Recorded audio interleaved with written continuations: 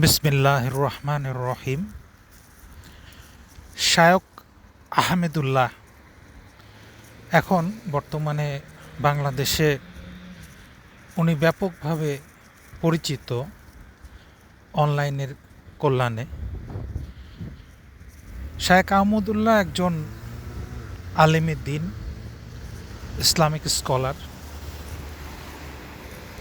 এবং এর আগে আর একজন আলেমে দ্বীন ছিলেন, ওনার নাম ডক্টর আবদুল্লাহ জাহাঙ্গীর। এবং ডক্টর আবদুল্লাহ জাহাঙ্গীর সাহেব শায়েক আহমদুল্লাহর সাথে তার একটা গুরু শিষ্যের সম্পর্ক ছিল। ডক্টর আবদুল্লাহ জাহাঙ্গীর স্যার আর নেই, উনি পৃথিবী থেকে চলে গেছেন 2016 সালে। এখন আমাদের মাঝে আছেন শায়েক আহমদুল্লাহ। তো শায়েক আহমদুল্লাহ সম্বন্ধে বলতে গেলে প্রথমেই একটা কথা বলতে চাই যে ওনাকে ভালোবাসি আমরা আল্লাহর জন্য, এবং ওনার কথা যেটুকু শুনেছি তাতে আমাদের হৃদয় ছুঁয়ে গেছে। এবং ওনার ক্যারেক্টারের সবচাইতে সুন্দর যে জিনিসটা আমার কাছে লাগে সেটা হচ্ছে উনি মানুষের সম্বন্ধে কোনো কটু কথা বলা, বাজে কথা বলা, গীবত করা, পরনিন্দা, পরচর্চা করা, এই জিনিসগুলি উনি এড়িয়ে যান। এবং উনি যখন কথা বলেন পরিমিত কথা বলেন এবং কোরআন সুন্নাহর আলোকে কথা বলেন, দলিল সহ কথা বলেন, অপ্রয়োজনীয় কথা, বাজে কথা এড়িয়ে চলেন, যেগুলো আমাদের কাছে শেখার অনেক কিছু আছে। এই জন্যই তার প্রতি ভালোবাসাটা আমাদের আরও বেশি।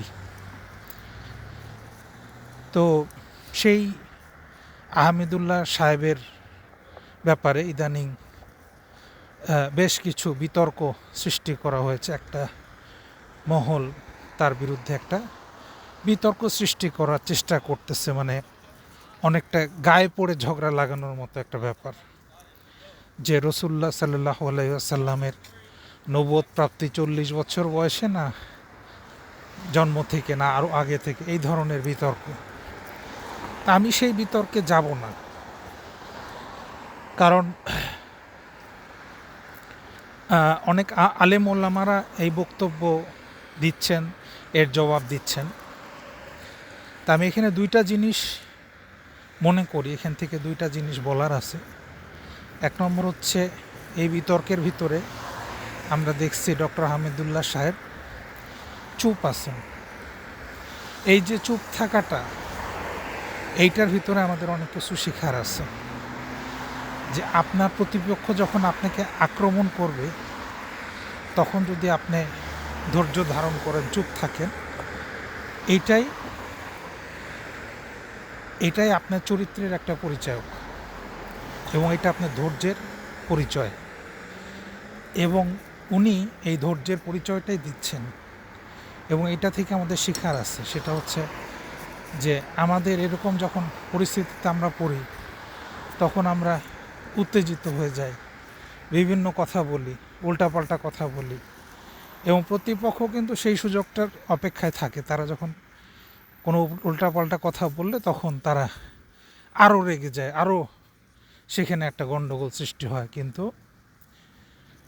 আমরা দেখলাম যে উনি চুপ আছেন। তো এইটাকে, এখান থেকে একটা জিনিস শেখার আছে। আর দুই নম্বর হচ্ছে যে বিতর্কটা সৃষ্টি করা হয়েছে, এই বিতর্কের ব্যাপারে আমার কিছু বলার নাই, কারণ আমার সেই জ্ঞান নাই। কিন্তু এতটুকু বলতে পারি যে এই বিতর্কটা আসলে একটা আইওয়াশ। আসল কথা হচ্ছে যে ডক্টর আহমেদুল্লাহ সাহেব উনি যেহেতু দ্বীনের খেদমত করছেন, দ্বীনের কাজ করছেন, দাওয়াতি কাজ করতেছেন এবং জনকল্যাণমূলক কাজ করতেছেন, অতএব এইটা অনেক মহলের চক্ষুশূল হয়েছে, অনেক মহল তার উপরে ক্ষিপ্ত। এখন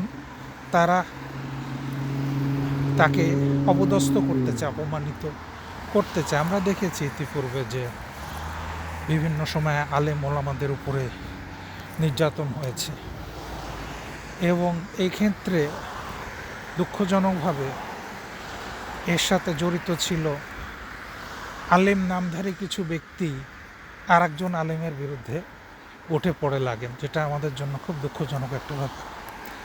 এই জিনিসগুলো আমরা দেখছি। তো আমরা জানি না যে কোন মহল তার বিরুদ্ধে এরকম ষড়যন্ত্র করতেছে, কিন্তু আমাদের মনে হয় যে এই সময় ওনার উচিত হবে এভাবে ধৈর্য ধারণ করা, এবং সবার উচিত হবে ওনার জন্য দোয়া করা, যাতে আল্লাহ তাআলা তাকে যে কোনো বিপদ আপদ থেকে রক্ষা করেন। আমরা এই ধরনের মানুষকে আমাদের মাঝখানে চাই, এবং দীর্ঘদিন জানি তিনি আমাদের মাঝে বেঁচে থাকেন এবং আমাদের জন্য হেদায়েতের একটা উপলক্ষ হতে পারেন। আল্লাহ তাআলা আমাদের সকলকে নিরাপদে রাখুন। আসসালামু আলাইকুম।